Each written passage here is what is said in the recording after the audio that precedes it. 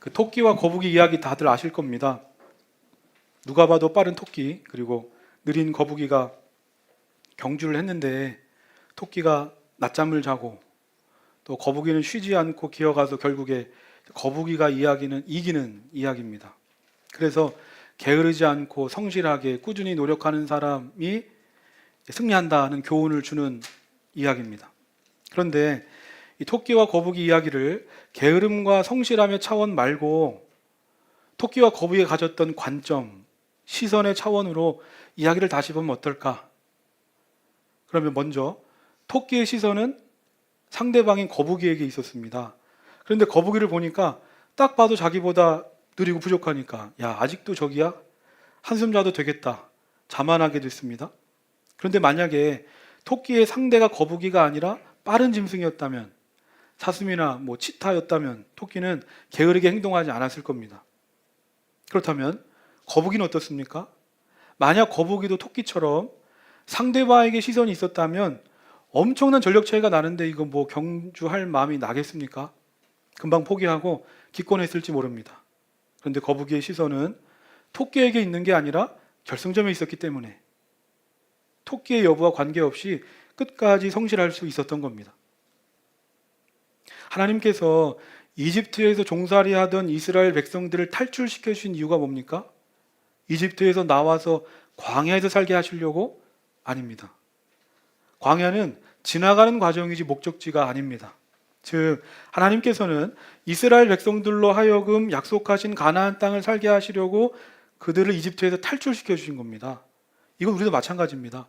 하나님께서 우리를 죄에서 구원하신 이유는 장차 하나님과 함께 천국에 가서 영원한 삶을 살게 하시기 위함입니다. 그래서 지금 우리는 그 최종 목적지를 향해 가는 과정, 광야에 있습니다. 그렇다면 우리가 지금 서 있는 광야는 어떤 곳인가? 어디로 가야 하나 길이 잘 보이지 않는, 그리고 먹을 것을 구하기 어려운, 사나운 짐승과 도적대로 가득한, 즉 하나님의 도우심이 없으면 살 수 없는 곳이 광야입니다.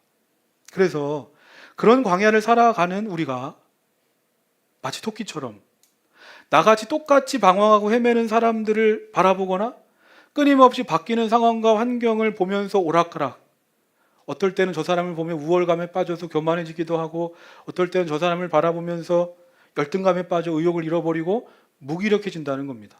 그러면 이게 과연 옳은 일일까? 그러므로 생각하게 됩니다. 광야 같은 인생길을 걸어가는 우리들에게 필요한 건 토끼의 시선이 아니라 거북이의 시선일 수 있겠구나. 상대도 아니고 상황도 아니고 내가 가야 할 목적지만을 바라보면서 한 걸음 한 걸음 성실하게 가는 겁니다. 지난주 말씀을 보면 하나님께서 사무엘을 통해서 사울에게 말씀하셨습니다. 장차 이스라엘의 왕이 될 것이다.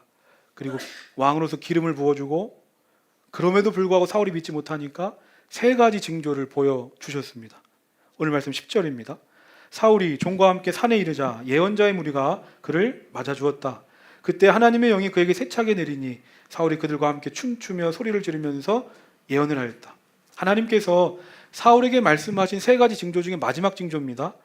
예언자들을 만나게 될 것이고 성령을 받아서 예언을 하게 될 것이다 하는 말씀이 그대로 이루어진 겁니다.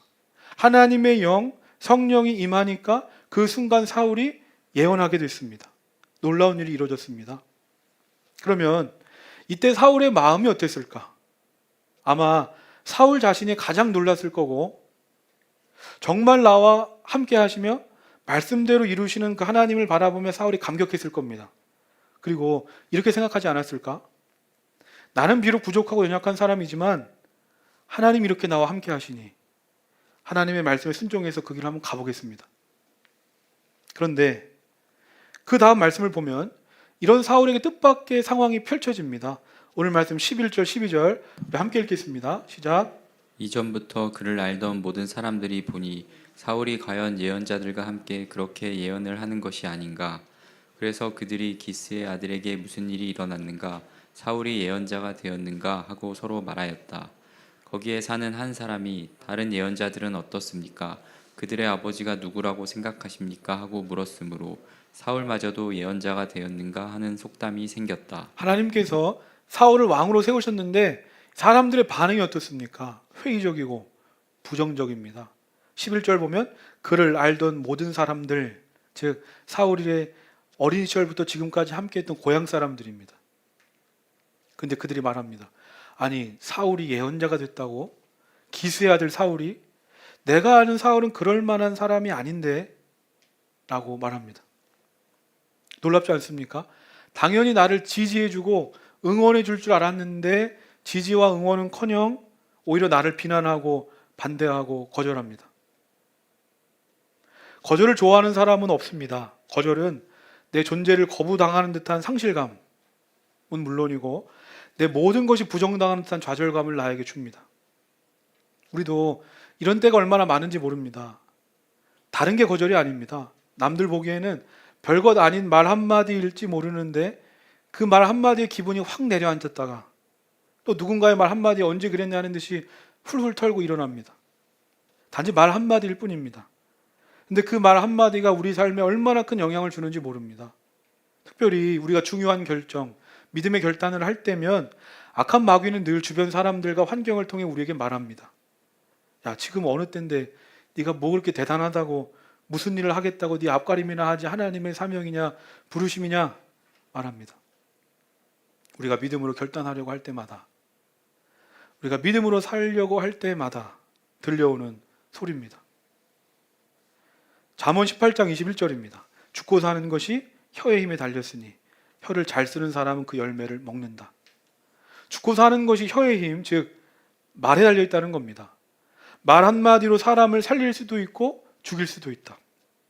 그래서 말 한마디에 그렇게 믿음이 좋아 보이던 사람도 무너지고 말 한마디에 그렇게 건강해 보이던 공동체도 무너지는 겁니다. 오늘 말씀 속에 사울도 자신의 부족함, 연약함을 알았지만 하나님의 말씀에 순종했습니다. 믿음으로 응답했습니다. 그런데 뭐 외부 사람들도 아니고 나랑 가장 가까운 사람들에게 부정적인 말을 듣고 거절을 당하니까 자신도 모르게 그 말에 영향을 받고 흔들리는 겁니다. 오늘 말씀 22절입니다. 그래서 사람들이 다시 주님께 여쭈어 보았다. 그 사람이 여기 와 있습니까? 주님께서 말씀하셨다. 그는 짐짝 사이에 숨어 있다. 이 22절 말씀을 이따가 살펴볼 텐데 이후에 제비 뽑기를 통해서 사울이 공식적으로 이스라엘 왕으로 뽑혔건만 22절 보면 사람들의 부정적인 반응, 거절로 인해서 사울이 지금 짐짝 사이에 숨어버렸습니다. 사람들의 말 한마디에 나를 향한 하나님의 부르심, 사명을 포기한다면 이것이 얼마나 안타까운 일이겠습니까? 그런데 문제는 오늘 내가 그리고 오늘 우리가 하나님의 뜻과 계획을 알지 못하고 사울을 비난하고 거절했던 그 사람들일 수 있다는 겁니다. 나랑 가깝지 않은 사람에게 말하지 않습니다. 가족들, 친구들, 동료들, 교인들, 누구보다 나랑 가장 가까운 사람들에게 나는 어떤 말을 하는 사람입니까? 내가 무엇이라고 그 사람을 다 아는 것처럼 평가하고 판단할 수 있겠습니까? 예수님의 수제자였던 베드로의 본래 이름은 시몬이었습니다. 평범한 어부였습니다. 그런데 예수님은 시몬을 보시자마자 말씀하십니다. 지금은 시몬이지만 너는 장차 게바, 베드로라 불릴 것이다. 게바의 뜻이 반석 입니다. 이후에 예수님 말씀하십니다. 너는 베드로라. 이 반석 위에 교회를 세우겠다. 시몬과 가까이 지내던 사람들 중에 시몬이 장차 게바, 베드로가 돼서 그 위에 하나님의 교회가 세워지는 영광스러운 존재가 될지는 누구도 알지 못했습니다. 분명 사랑하는 마음으로 우리가 조언해주고 충고해줄 수 있습니다. 필요합니다. 하지만 조언이라고 충고라고 하면서 내가 봤을 때 너는 안 돼. 야, 내가 너를 잘 알잖아. 함부로 그 사람을 내 시각, 내 수준으로 제한하고 한정하지 않습니까? 어쩌면 그런 내 모습들 때문에 그런 내 모습들이 그 영혼을 향한 하나님의 부르심을 가로막는 장애물이 될 수도 있다는 겁니다.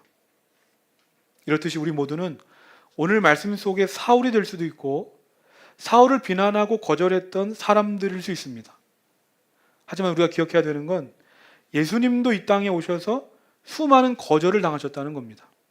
예수님을 향한 거절의 끝이 뭡니까? 십자가입니다. 십자가. 예수님은 비난, 반대, 거절과는 비교할 수 없는 십자가의 저주를 받으셨습니다.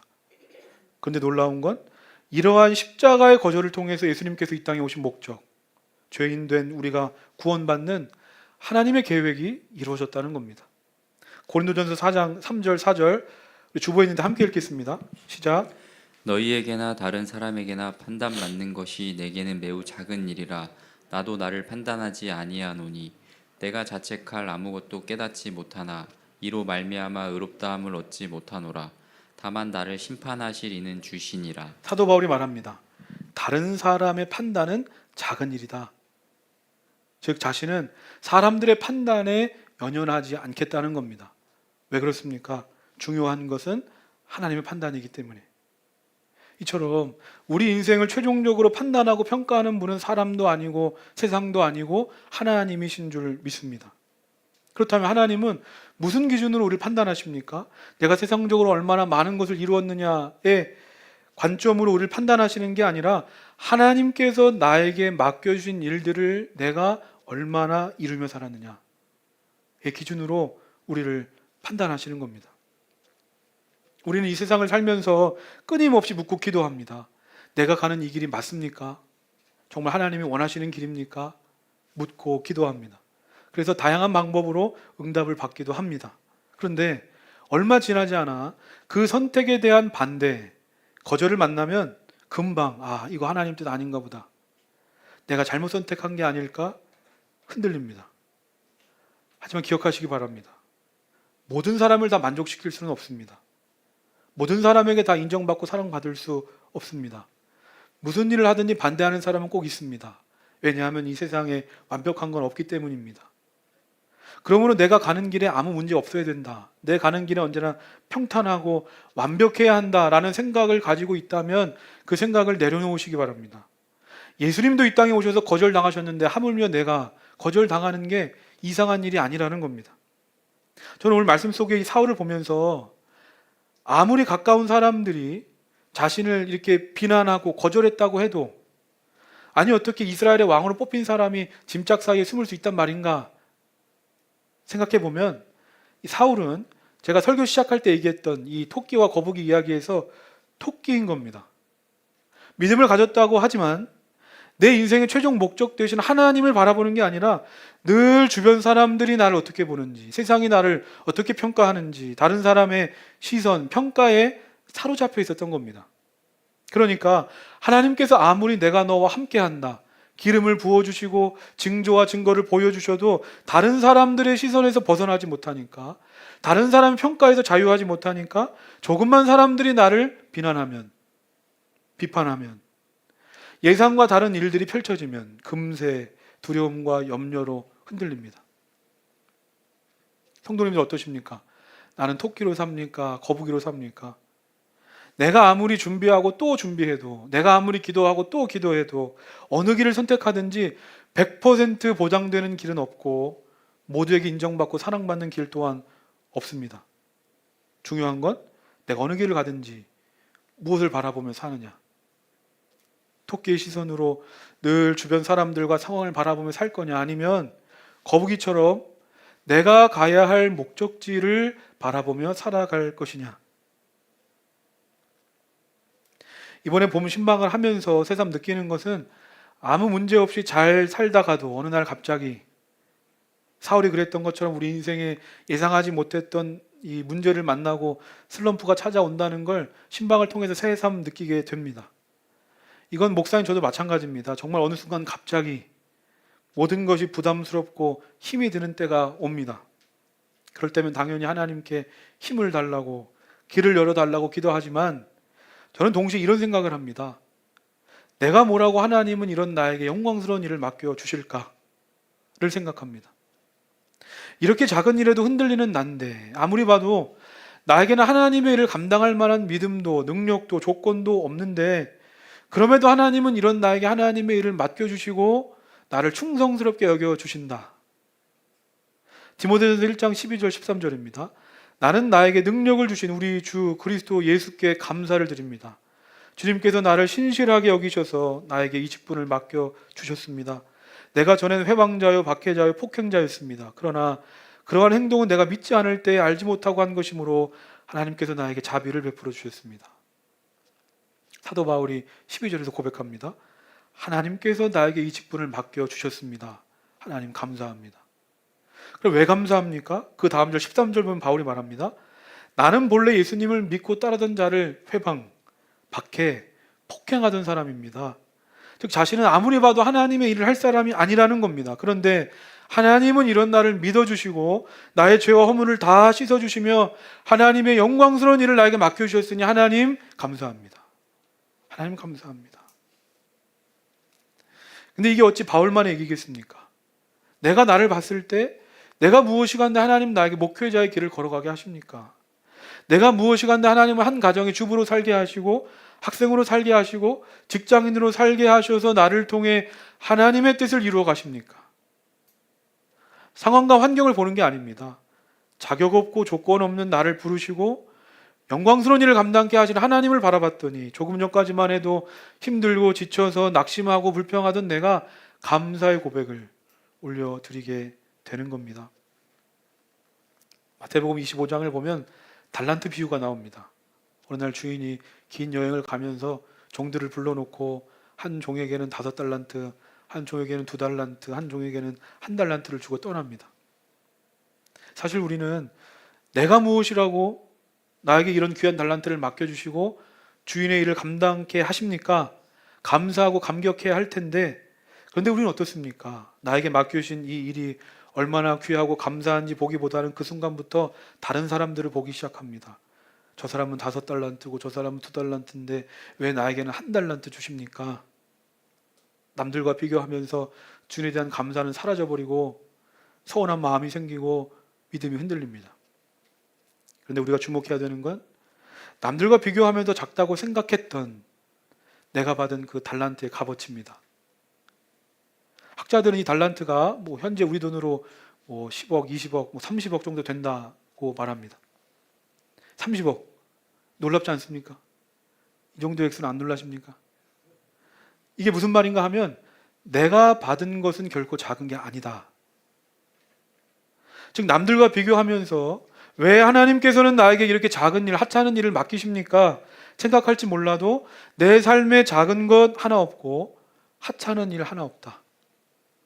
혹 내가 받은 삶이 남들에 비해서 큰 삶이 아닌 것 같아 의기소침했던 분 있습니까? 그것은 내 삶이 작은 게 아니라 각자 삶이 다른 겁니다. 받은 게 다르다. 살아내야 할 삶이 다른 것뿐이지 하나님 앞에 작은 삶은 없다. 그러므로 내 삶을 남들과 비교하지 않으시기 바랍니다. 그저 오늘도 나를 성실하게 이끌어 가신 하나님 신뢰하면서 감사함으로 나를 향한 하나님의 부르심에 맞게 살아가는 저와 우리 모두가 되기를 주님의 이름으로 소망합니다. 이어서 사무엘상 10장 17절부터 19절 우리 함께 읽겠습니다. 시작. 사무엘이 백성을 미스바로 불러 주님 앞에 모아놓고 이스라엘 자손에게 하나님이 하신 말씀을 전하였다. 나 주 이스라엘의 하나님이 말한다. 내가 이스라엘을 이집트에서 데리고 올라왔고 내가 너희를 이집트 사람의 손과 너희를 학대하던 모든 나라의 손에서 건져내었다. 그러나 오늘날 너희는 너희를 모든 환난과 고난 속에서 건져낸 너희 하나님을 버리고 너희에게 왕을 세워달라고 나에게 요구하였다. 좋다. 이제 너희는 지파와 집안별로 나 주 앞에 나와 서거라. 사무엘이 온 이스라엘 백성들을 어디로 모았습니까? 미스바입니다. 미스바 기억하십니까? 사무엘상 7장에서 오늘 말씀처럼 이스라엘 백성들을 다 불러 모아놓고 통곡하고 회개하며 영적 대각성 집회를 벌였던 곳이 바로 미스바입니다. 그러니까 사무엘은 이스라엘의 왕이 세워졌지만 마지막으로 한 번 더 이스라엘 백성들에게 이야기하는 겁니다. 세상과 우상을 섬기던 우리들이 이곳 미스바에서 회개하고 돌아가 하나님을 왕으로 섬길 때 하나님은 변함없이 우리에게 오셔서 천둥과 번개를 내리셔서 블레셋으로부터 우리를 지켜주지 않으셨냐. 그뿐 아니라 18절 보면 과거 우리 조상들이 어떻게 이집트에서 탈출할 수 있었냐, 그리고 우리가 어떻게 이곳 가나안 땅까지 올 수 있었느냐, 이 모든 것이 우리의 왕이신 하나님의 인도하심이 아니었느냐. 그런데 어찌하여 너는 스스로 하나님을 버리고 하나님 아닌 다른 왕을 요구하느냐. 사무엘은 마지막으로 한 번 더 이스라엘 백성들을 책망하면서 돌아오라고 말합니다. 그런데 그럼에도 이스라엘 백성들이 변하지 않으니까 어떻게 합니까? 제비 뽑기를 통해서 이스라엘의 왕을 선출합니다. 이미 우리는 하나님께서 사울을 왕으로 택하셨음을 봤습니다. 근데 이제 공식적으로 모든 이스라엘 백성들이 보는 앞에서 사울을 왕으로 세우시는 겁니다. 그런데 아니 이런 중요한 일을 하는데 제비 뽑기가 말이 됩니까? 라고 생각하실지 모르지만 이건 성경의 오랜 전통입니다. 주보에 있는데 잠언 16장 33절입니다. 제비는 사람이 뽑지만 결정은 주님께서 하신다. 이 믿음입니다. 많은 사람들이 우연이라고 할지 모르지만 분명 믿음 없이 하면 장난에 불과하지만 하나님께서 하나님의 사람을 반드시 세워주실 것이다 하는 믿음으로 뽑으면 하나님께서 일하신다. 사무엘상 10장 20절부터 22절 우리 함께 읽겠습니다. 시작. 사무엘이 이스라엘의 모든 지파를 앞으로 나오게 하니 주님께서 베냐민 지파를 뽑으셨다. 사무엘이 베냐민 지파를 각 집안별로 앞으로 나오게 하니 마드리의 집안이 뽑혔고 마드리의 집안 남자들을 앞으로 나오게 하니 기스의 아들 사울이 뽑혔다. 사람들이 그를 찾았지만 보이지 않았다. 그래서 사람들이 다시 주님께 여쭈어 보았다. 그 사람이 여기에 와 있습니까? 주님께서 말씀하셨다. 그는 짐짝 사이에 숨어 있다. 먼저 지파별로 제비를 뽑으니까 베냐민 지파가 뽑히고 또 베냐민 지파 사람들을 불러놓고 집안별로 나와 뽑게 하니까 마드리 집안이 뽑히게 되고 그 집안 사람들끼리 뽑으니까 기스의 아들 사울이 이스라엘의 왕으로 뽑혔습니다. 사울은 이미 사무엘을 통해서 자신이 왕이 될 것이라는 소식을 들었고 왕으로서 기름 부음도 받았고 지난주 말씀 세 가지 징조를 통해서 하나님이 자신과 함께 하신다는 걸 보고 듣고 경험했습니다. 그런데 오늘 이 사울의 반응이 어떻습니까? 자신을 반대하고 거절하는 사람들을 보니까 자신감을 잃어버리고 남들보다 머리가 하나 더 크다고 했던 사울이 짐짝 사이에 숨어 있습니다. 우리가 처음에 봤습니다. 10절 말씀에서 사울이 예언자들을 만나고 어떻게 됐습니까? 성령이 얼마나 강하게 임했던지 예언할 정도였습니다. 사울이 놀라운 은혜를 받았습니다. 그런데 그렇게 놀라운 은혜와 성령을 체험한 사람 22절 보면 이미 다 결정된 일임을 알면서도 사람들이 두려워 숨어버립니다. 이것이 무엇을 말하는 겁니까? 신앙의 핵심은 동행이구나. 동행이다.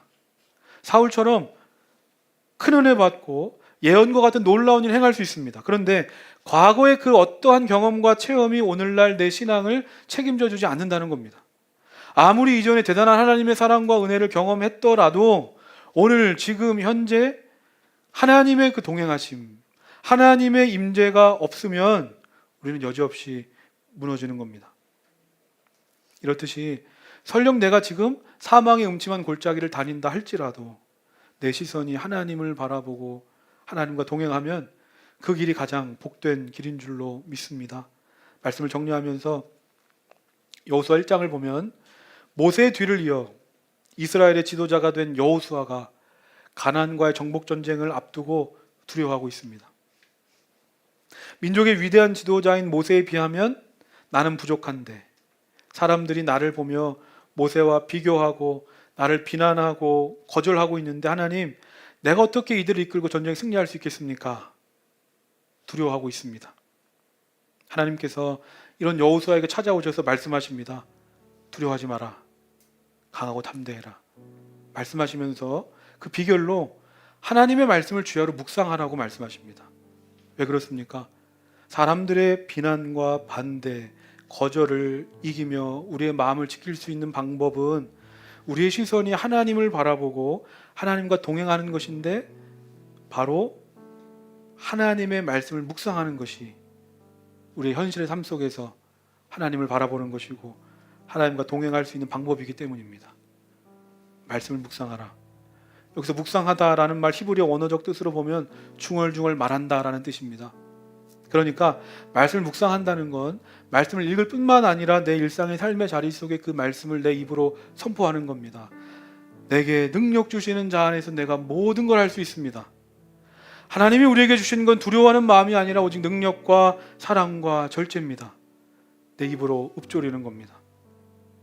사람이나 상황 속에서 거절이 계속되고 비난과 공격으로 내 마음이 힘들 때 더욱더 하나님의 말씀을 묵상하고 또 묵상하십시오. 그저 말씀을 읽고 말한 것뿐인데 말씀을 통해 살아계시는 하나님을 바라보게 될 것이고 어느 곳을 가든지 그 하나님과 동행하는 삶을 살아가게 될 줄로 믿습니다. 오늘 말씀을 기억하면서 우리 함께 찬양하겠습니다.